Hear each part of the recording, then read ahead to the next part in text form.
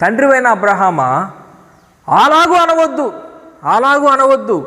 ఒకడు మృతుల్లో నుంచి లేచి వారి యొద్దకు వెళ్ళి చెప్పినడల వారు మారు మనసు పొందుదురు అనేసి అంటున్నాడు. ఒకళ్ళు మృతులలో నుంచి లేచి వాళ్ళ దగ్గరికి వెళ్ళి చెబితే మారు మనసు పొందుతారు వాళ్ళు. నువ్వు అలా ఎందుకు చెప్తావు అనేసి అంటే ఆయన అంటున్నాడు, అబ్రహాం అంటున్నాడు, నాయన మోషే ప్రవక్తల మాట విననివాడు చచ్చిపోయి వచ్చి ఒకడు తిరిగి లేచి వచ్చి చెప్పి నాయన పాతాళం ఉందని చెప్పినా కూడా వాళ్ళు నమ్మరు అని అంటున్నాడు. అంటే నేను నమ్మను అనేవాడు ఎంతో స్ట్రాంగ్గా మనసులో ఫిక్స్ అయిపోతారు.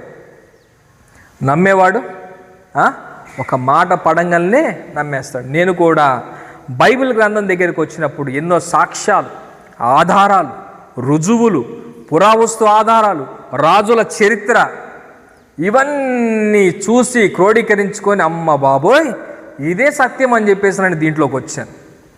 లేకపోతే నా ఇష్ట ప్రకారం నేను కూడా బ్రతికేవాడిని. నేను నా పాపములో ఉండి ఈ పాటికి సూసైడ్ కూడా చేసుకొని చచ్చిపోయేవాడినేమో తెలియదు. ప్రియులారా, దేవుని వాక్యం సెలవిస్తూ ఉంది, యేసు ప్రభు చనిపోయి సమాధి చేయబడి తిరిగి లేచాడు. అందుకే ఇక్కడ అంటున్నాడు, ఒకడు తిరిగి లేచి మా సహోదరుల ఇంటికి వెళ్ళి చెప్పినట్లు వాళ్ళు నమ్ముతారు కదా అంటే, మోషే ప్రవక్తలు కూడా సామాన్యులు కాదు నాయన. వాళ్ళు అద్భుతాలు, మహత్కార్యాలు, సూచక్రియలు చేసిన వాళ్ళు సముద్రాన్ని రెండుగా చీల్చగలిగిన స్థాయి కలిగిన వాళ్ళు, మిడతలను రప్పించారు, కప్పలను రప్పించారు, ఐగుప్తు దేశాన్ని నాశనం చేశారు. ఇంత గొప్ప ఆ యొక్క శక్తిమంతులు మీ మధ్య ప్రవక్తలుగా ఉన్నప్పుడు వారి మాట నువ్వు వినంటే, ఒకడు మృతుల్లోంచి లేచి వచ్చినంత మాత్రాన్ని నువ్వు వాడి మాట వింటావా? వాడి మాట వింటావా? వినవు. అందుకే అంటున్నాడు అబ్రహాము, నాయన మోషే ప్రవక్తలు ఉన్నారు, వాళ్ళ మాట వింటే సరిపోతుంది. నీ తమ్ముళ్ళు రక్షించబడతారు, నీ సహోదరులు రక్షించబడతారు. నేను వినను అంటే పాతాళానికి వెళ్ళిపోతారు, నరకానికి వెళ్ళిపోతారు.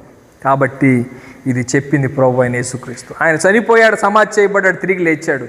లేచి వచ్చి నీతో మాట్లాడతాం. చనిపోయిన తర్వాత జరిగే సంగతులను గురించి మాకు ఎవడు తెలియజెప్పగలడంటే, చనిపోయి తిరిగి లేచి వచ్చిన యేసు ప్రభువే చెప్పగలుగుతాడు. స్వర్గం నరకం ఉందా నాకు చూపించు అంటే స్వర్గం ఉంది. నేటికి ఇశ్రాయేలు దేశంలో యేసు ప్రభు యొక్క ఖాళీ సమాధి సాక్ష్యం ఇస్తూ ఉంది. ఆ సమాధి పని రాయబడింది, ఆయన ఇక్కడ లేడు, ఆయన చెప్పినట్టే ఆయన లేచి ఉన్నాడని చెప్పి రాయబడింది. అలాగే నరకము కూడా ఉంది. సొదొమ గొమొర్రా ప్రాంతాలను ఆయన భస్మము చేసి భక్తిహీనులకు వారికి ముందుగా ఆయన దృష్టాంతములుగా వాటిని మీకు దర్శనమిచ్చి చూపిస్తూ ఉన్నాడు. నరకము ఉంది, స్వర్గము ఉంది. ఊరికే నమ్మొద్దు, గుడి నమ్మకం వద్దు, మూఢనమ్మకం వద్దు, మాయాస్వరూపుడిగా నన్ను నమ్మొద్దు, రుజువులతోనూ ఆధారాలతోనూ ఎదుర్కో అని అంటున్నాడు దేవుడు. కాబట్టి దేవుణ్ణి నమ్మేవాడికి దేవుడు అనేక మార్గాలు చూపిస్తాడు.